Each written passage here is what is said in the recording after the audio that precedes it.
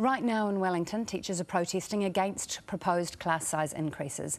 They're outside a breakfast meeting being addressed by Education Minister Hekia Parata, who says changes announced this week mean schools will only lose a maximum of 2 teachers.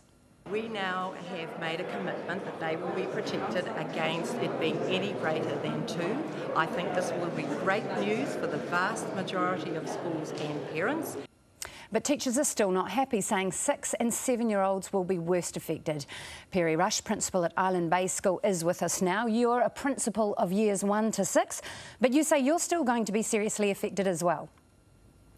Oh, good morning, Petra. Yes, no, we're going to be very significantly affected. The government changes to the pupil-teacher ratios have a very significant impact on years 2 and 3 in particular of the primary school. I'm in the interesting position of being principal and also dad to a 6-year-old and an 8-year-old, and I can tell you as principal I'm appalled. As a parent I'm doubly appalled. I don't want to see classes of 28 and 29 6-year-olds in their 2nd year of school. This is a really significant move backwards in education. How do class sizes impact kids' learning in schools? Well, they impact very significantly. We have a new curriculum we've been working with for the past 5 or 6 years. At the heart of that curriculum is a commitment to meeting the individual needs of students. I'm really concerned that the Minister has justified this policy by talking about her class size of 42 in the late 60s and 70s. Look, education has moved on significantly since the 60s and 70s. We have a very different age, and this new curriculum in the 21st century demands that we are committed to individual differences. And so any increase in class size is going to mean a reduction in the capacity for teachers to meet those needs. So are you saying the government's got it horribly wrong here? Oh, there's no doubt about it. This is going to have a very significant impact on students, and actually particularly the students that the government is aiming to affect. The students in the tail, the ones that are struggling, the ones that require that individual attention in order to make great progress. OK, people are taking to the streets. There was rumours that protests could take place. How many people are you expecting at the protest, and who are the people protesting today?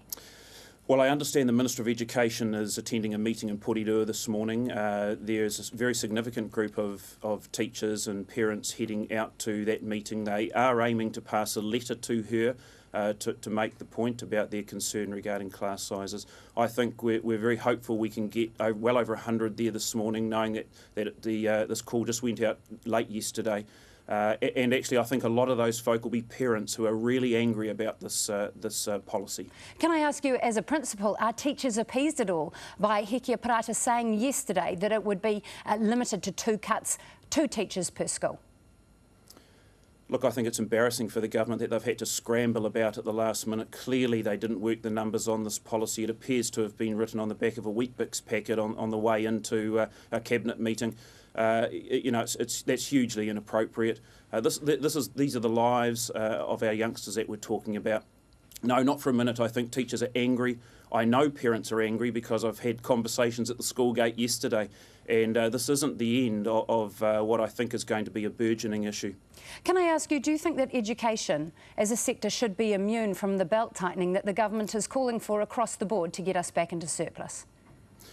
No, I think we're all interested in ensuring we have an economy that's healthy and is going forward. However, I think putting frontline cuts on the table, cuts that affect student learning, is entirely the wrong decision. And you know, I'd strongly argue that the government has made critical choices about giving funding to the bailout of South Canterbury Finance, tax cuts, funding to private schools. And all of that, I think, are decisions that they've made, and you know, definitely are choices and priorities that they have the power to affect. Do you think we could see more protests in the coming days? I know we will. I know that that teachers and teacher representatives are talking about including their concern about class sizes in the upcoming contract round. So I expect that this is going to gain momentum, and I expect many parents are going to be coming in behind teachers' concern on this critical issue. And finally, what would you like to see this achieve? A complete backtrack? Well, I think so. I think the research is very clear that smaller class sizes do assist student learning, and I think it's extraordinary that the government has taken this decision. We would strongly urge, principals, teachers, parents would strongly urge the government to show some great leadership on this issue, just simply admit they've made a mistake and let's move forward constructively. Mr Perry Rush, Principal of Island Bay School in Wellington, thanks for joining us. We'll let you get to that protest.